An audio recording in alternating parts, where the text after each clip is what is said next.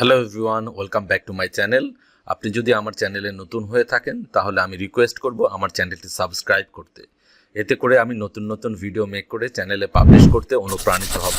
আর ইতিমধ্যেই যদি আমার চ্যানেলটি সাবস্ক্রাইব করে চ্যানেলটি গ্রো করতে হেল্প করে থাকেন, আপনাকে আন্তরিক ধন্যবাদ। আমি সাধারণত চ্যানেলের জন্য টেকনোলজি, ট্রাভেল ও লাইফস্টাইল রিলেটেড ভিডিও মেক করে থাকি। বর্তমানে আমার অস্ট্রেলিয়া, ইউকে ও কানাডার অ্যাক্টিভ ভিজিট ভিসা রয়েছে। আমার ভিজিট ভিসাগুলো আমি নিজেই প্রসেস করেছিলাম। নিজের ভিসা নিজে প্রসেস করার এক্সপেরিয়েন্স থেকে ভিসা প্রসেসের বিভিন্ন টপিকের উপরে আমি সাম্প্রতিক সময়ে বেশ কিছু ভিডিও মেক করেছি। Visa processes related video make করার কারণে আমার ইউটিউব চ্যানেলের অডিয়েন্সদের কাছ থেকে প্রতিনিয়ত বিভিন্ন প্রশ্ন পেয়ে থাকি। এই প্রশ্নগুলো ইমেল, ফেসবুক, হোয়াটসঅ্যাপ ও ফেসবুক গ্রুপ সহ বিভিন্ন মাধ্যমে পেয়ে থাকি। যে টপিকগুলোতে বেশি ইনকোয়ারি থাকে আমি সাধারণত সে বিষয় বা টপিকগুলোর উপরে ভিডিও মেক করে থাকি।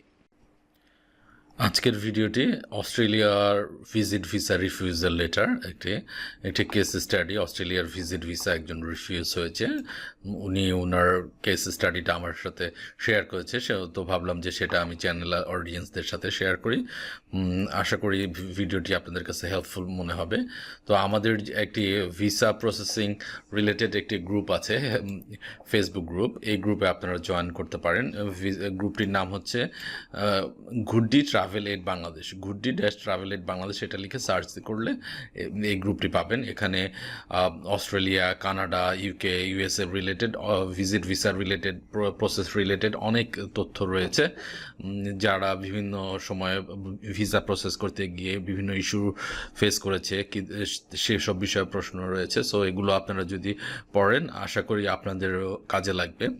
তো আজকে যে ভাইটা তার কেস স্টাডিটা শেয়ার করেছে, তো সেটা নিয়ে একটু কথা বলি।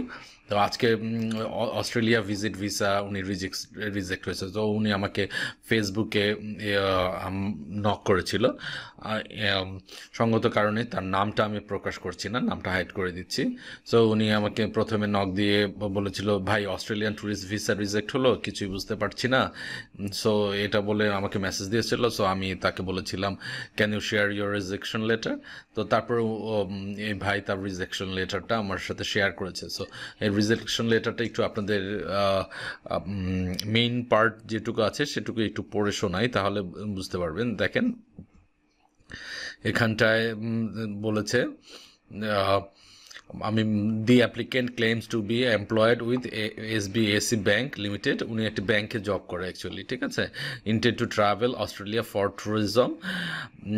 Then I have taken into account in information provided by the applicant in their visa application from and supporting documents.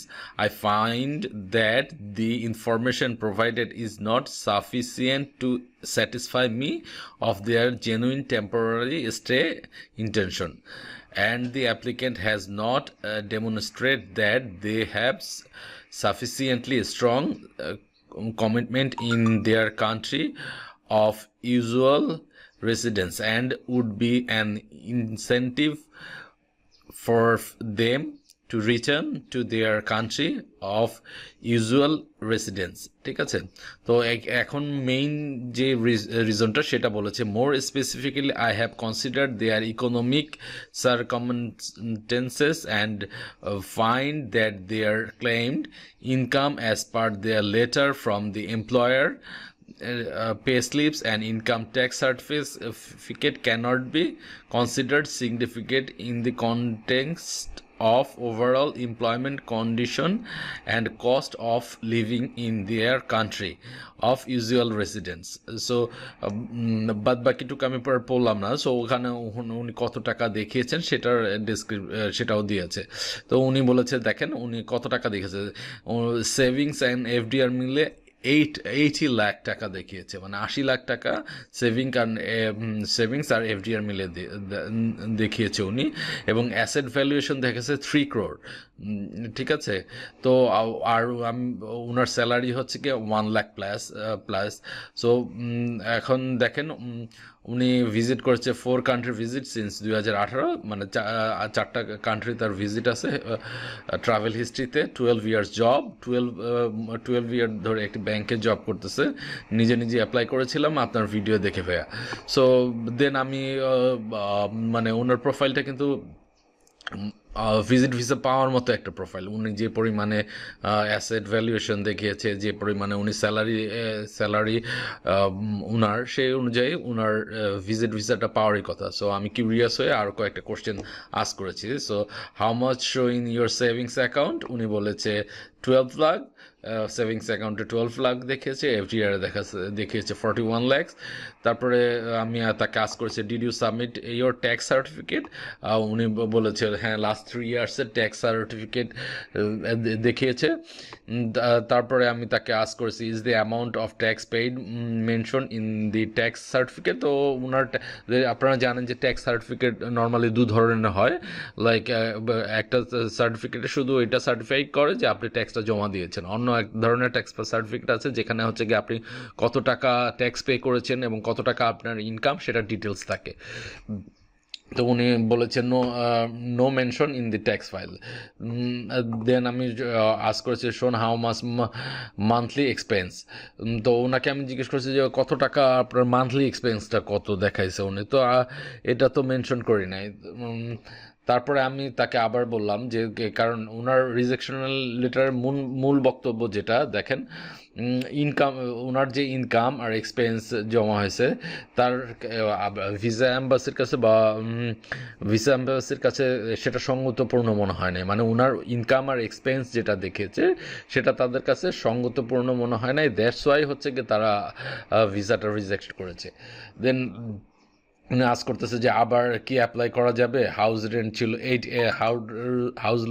House rent ছিল 88K অ্যাসেট ভ্যালুয়েশন। তাহলে বলেন এইটা কিভাবে পসিবল? একজন মানুষের যদি হচ্ছে গিয়ে 1 লাখ টাকা ইনকাম দেখায়, উনি দেখিয়েছে ওনার স্যালারি 1 লাখ প্লাস, কিন্তু উনি হাউস রেন্ট দেখিয়েছে 88K, মানে 88,000 টাকা। সো আপনি একটা স্বাভাবিক বিষয় চিন্তা করেন, আপনার ইনকাম যদি হচ্ছে গিয়ে আপনার ইনকাম যদি 1 লাখ টাকা প্লাস হয়, 1 লাখ প্লাস কত আর হবে, 1 লাখ 5, 10 এরকম যদি হয়, আপনি এর মধ্যে যদি 88,000 টাকা 88,000 টাকা যদি আপনি হাউস রেন্ট দিয়ে দেন, তাহলে আর থাকে কয় টাকা? বা এই কয় টাকা দিয়ে কি আপনার পরিবারের এক্সপেন্স বেয়ার করা পসিবল? সেটা তো পসিবল না। আপনার যদি আরও অনেক ইনকামও থাকে, সেটা তো আর আপনি এখানে সেভাবে ডিটেলস দেখানো হয়নি।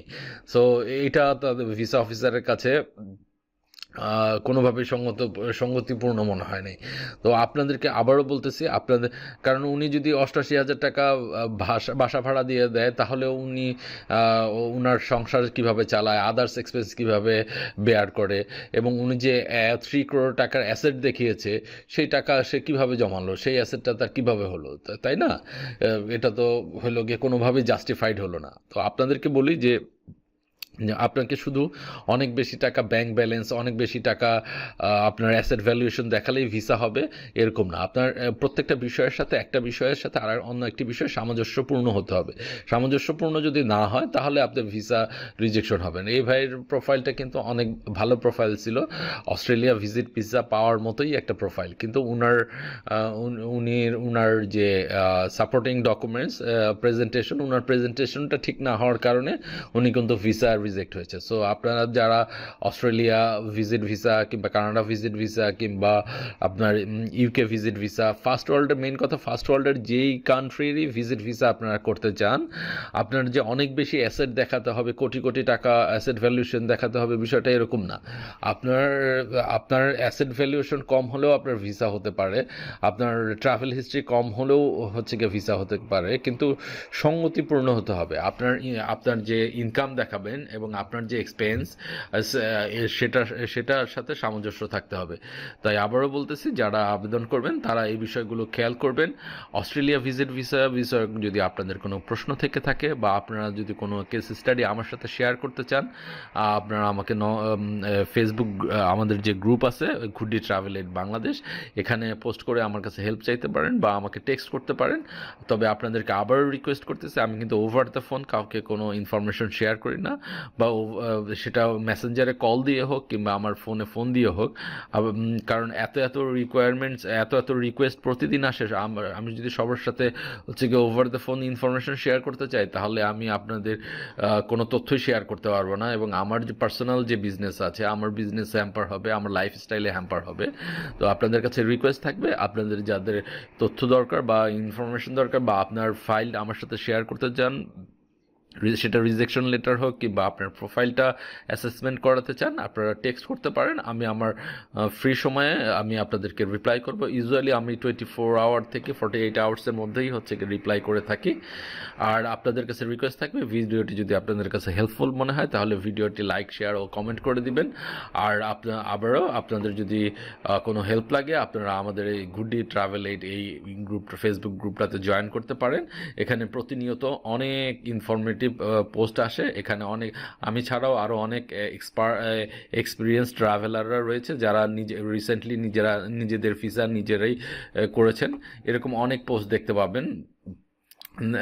দেখেন যে এই ভাইয়াটা হচ্ছে গিয়ে একটা পোস্ট করেছে যে আমার কোনো ট্রাভেল হিস্ট্রি ছিল না, এই গ্রুপের অনেকে বলেছিল ভিসা হবে না। এই স্ক্রিনশটগুলো দিয়ে মাসমুল ভাইয়ের ইউটিউব চ্যানেল থেকে ভিডিও আছে, সেই ভিডিওগুলো দেখে উনি অ্যাপ্লাই করেছিল এবং ভিসা পেয়েছে। সো এরকম আরও যারা ভিসা পেয়েছে তাদের এক্সপিরিয়েন্স আপনারা তাদের এক্সপিরিয়েন্স শেয়ার করে, সো সেই বিষয়গুলো জানতে পারবেন। তো আপনাদের যদি কোনো স্পেসিফিক কোনো টপিকের উপর ভিডিও চান, সেটাও ভিডিও ডেসক্রিপশনে কমেন্ট আকারে লিখতে পারেন। আমি চেষ্টা করব আপনাদের কোয়েরি অনুযায়ী দ্রুততম সময়ের মধ্যে ভিডিও রেকর্ড করে চ্যানেলে পাবলিশ করার। সবাইকে ধন্যবাদ ভিডিওটি কষ্ট করে দেখার জন্য। সবাই ভালো থাকবেন। সে পর্যন্ত সবাইকে আল্লাহ হাফেজ।